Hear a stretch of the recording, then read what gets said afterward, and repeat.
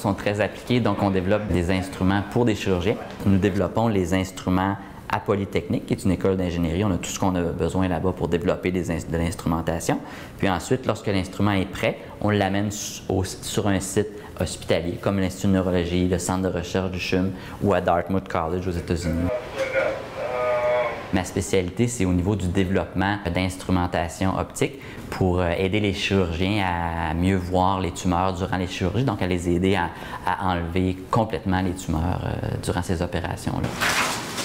L'Institut de neurologie de Montréal est un endroit idéal. Chaque année, il y a ici jusqu'à 350 opérations au cerveau qui sont faites. On travaille ici avec un chirurgien neuro-oncologique, le Dr Kevin Petrika.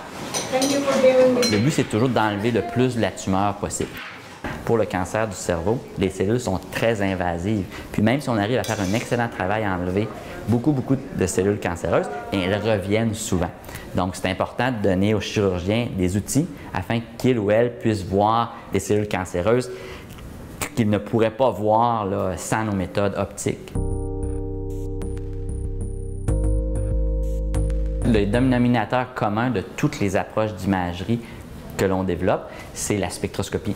Donc, on va utiliser la spectroscopie Raman, la spectroscopie de fluorescence et la spectroscopie par réflectance pour donner de l'information aux chirurgiens.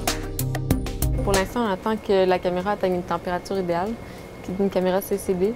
Au fond, ça va recevoir les signaux lumineux qui vont revenir de la peau.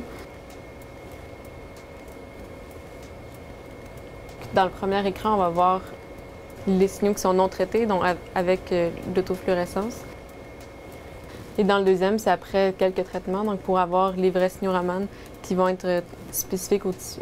Donc avec ce signal-là, on va pouvoir après ça faire des analyses et différencier entre des tissus qui sont cancéreux et des tissus qui sont sains. Nous, la manière dont on distingue, c'est qu'on introduit beaucoup de traitements de données, d'algorithmie par-dessus les images qu'on va chercher. Donc, la spectroscopie, les images spectroscopiques qu'on acquiert durant la chirurgie, on les transforme avec des algorithmes mathématiques complexes dans des chiffres. Puis ces chiffres-là peuvent, par exemple, être reliés au grade de la tumeur. Souvent, une tumeur du cerveau va avoir un grade 1, 2, 3 ou 4. Nous, on est capable, avec nos marqueurs quantitatifs, de donner au chirurgien le grade de la tumeur. Une information auquel il n'a pas accès du tout en ce moment-ci, avec n'importe quelle méthode qui est développée ailleurs dans le monde.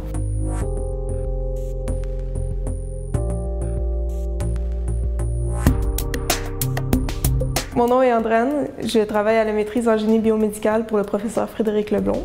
Mon objectif, c'est d'installer plein de fibres optiques pour pouvoir observer tout autour la tumeur et aussi les vaisseaux sanguins. Donc, l'objectif, ce serait de pouvoir prendre un échantillon de la section la plus représentative de la tumeur dans le but de pouvoir faire un diagnostic assez précis. Puis nous, ce qu'on fait dans ce cadre-là, on utilise la spectroscopie pour aller prendre des mesures spectroscopiques au bout de l'aiguille de biopsie afin de guider l'endroit où l'échantillon sera prélevé, de façon à s'assurer que l'échantillon va mener à un diagnostic. La troisième approche, c'est qu'on utilise encore une fois la spectroscopie dans un mode grand champ, c'est-à-dire qu'on va intégrer des caméras, des filtres optiques sur des microscopes neurochirurgicaux, par exemple.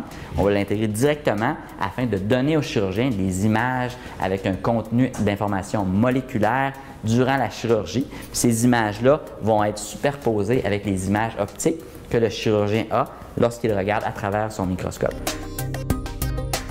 À l'Institut de neurologie de Montréal, nous allons commencer une nouvelle étude dont nous avons récemment eu la nouvelle qu'elle va être financée par la compagnie d'instrumentation médicale Medtronic. Puis cette étude-là va justement viser à évaluer le potentiel de la spectroscopie Raman à l'aide d'une des sondes que nous avons développées durant la dernière année, évaluer son potentiel pour justement guider la résection de tumeurs et maximiser l'étendue des marges tumorales qu'on peut enlever durant la chirurgie. Ce que j'aime de ce que je fais, c'est le potentiel d'avoir un impact significatif sur les patients. Puis potentiellement, dans certains cas, peut-être aussi guérir ou en tout cas rallonger la vie de patients de façon significative qui sont atteints de tumeurs du cerveau qui sont incurables, par exemple.